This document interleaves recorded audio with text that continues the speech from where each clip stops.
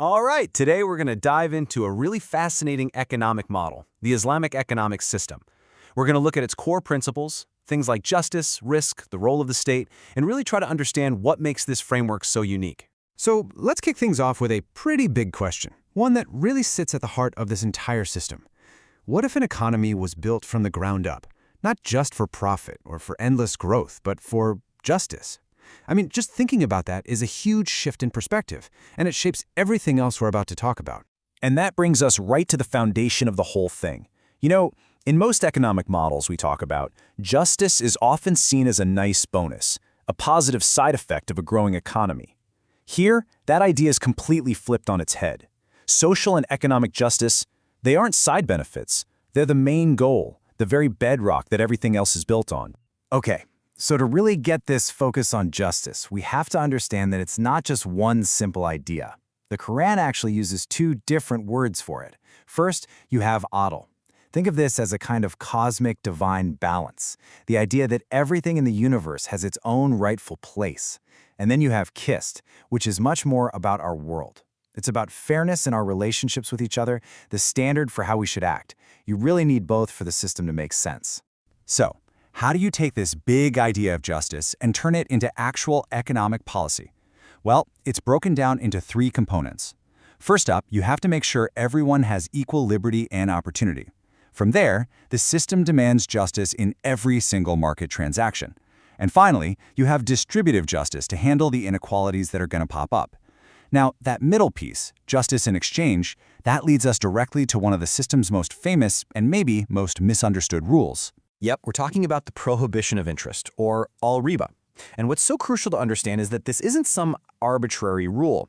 It's seen as the direct logical consequence of that principle we just talked about, the need for absolute justice in every single deal. So, when we use the term riba, or interest in this context, what are we really talking about? Well, the technical definition is pretty straightforward. It's that extra premium that a borrower has to pay a lender on top of the original loan amount, just as a condition for getting that loan. And this kind of prohibited interest has a few key characteristics. For one, it's a positive amount that's fixed right at the start, before anyone knows how the business venture is going to turn out. The amount you owe is tied simply to how much you borrowed and for how long. But here's the real kicker. That payment is guaranteed no matter what. Whether the borrower's idea takes off and makes millions or fails completely, that interest is due, and the state is there to make sure it gets collected. Now, it's really important to get this straight. This is not about rejecting the idea of the time value of money. The system totally gets that capital invested over time can create new value. The real problem, the core issue, is the imbalance of risk. You've got the lender, who gets a guaranteed, certain return, while the entrepreneur, the person actually out there trying to create something, is forced to carry all of the uncertainty all by themselves. And this really shows the fundamental difference in philosophy here.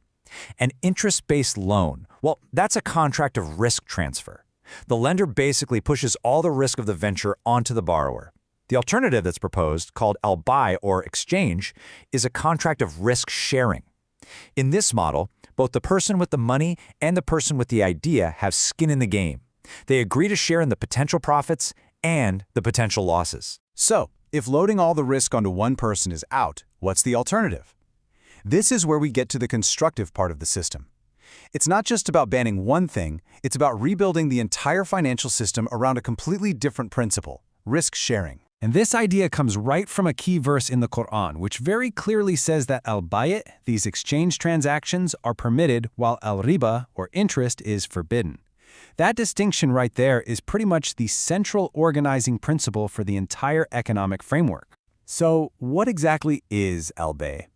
It's defined as exchanging one bundle of property rights for another. But it's better to think of it as more than just a trade. It's a mutual agreement where both sides go in knowing full well that there's a chance to win, but also a real possibility of loss. They are in it together, for better or for worse. And the practical result of this is pretty cool. It means that pretty much any economic activity that involves time and uncertainty, which is, let's be honest, most of them, becomes a way to share risk. It doesn't matter if it's the risk of production costs going up or prices changing, the contract is set up so those risks are spread between the people involved, not just dumped on one person. Okay, so those are the rules for individual deals. But how does this all work on a bigger scale? What's the government's job in making sure this system of justice actually functions for everyone? Well, the state's main job isn't to be a central planner, controlling the whole economy. Instead, it's supposed to act more like a guardian, or maybe a referee. Its job is to enforce the rules of the system, the Sharia or Islamic principles, and to be the final guarantor that justice is available to every single person. And this guardian role has 5 specific goals. First, it's about creating a fair starting line, making sure everyone has equal access to natural resources and a fair shot through education and technology. Then it's about refereeing the game itself, supervising markets to stop cheating and monopolies. And finally, it deals with the outcomes by making sure wealth is transferred to those who need it, not as charity but as their right, and by using inheritance laws to keep wealth from just sitting in one family forever. So we have a system built on justice, focused on sharing risk, and guided by the state as a referee. This all sounds really interesting in theory, right? But it leads to a huge practical question. Could a framework like this actually lead to a more stable economy in the real world? The theory suggests, yeah, it might. Because finance is directly tied to the real economy through risk sharing, you only make money if the business you invested in actually makes money. That creates this really powerful link. Some models even propose a 2-windows banking system. One window for risk-sharing investments, and another for your regular checking account that's backed by 100% reserves, making it totally safe. A structure like that could seriously limit the ability of banks to create money out of thin air or take on dangerous levels of debt. And that kind of leaves us with one last big thought. In a world that seems to stumble from one financial crisis to the next, often driven by debt and wild risk-taking, could a system that is fundamentally built on sharing that risk actually be a path to a more stable economy for everybody? It's definitely a compelling question to think about.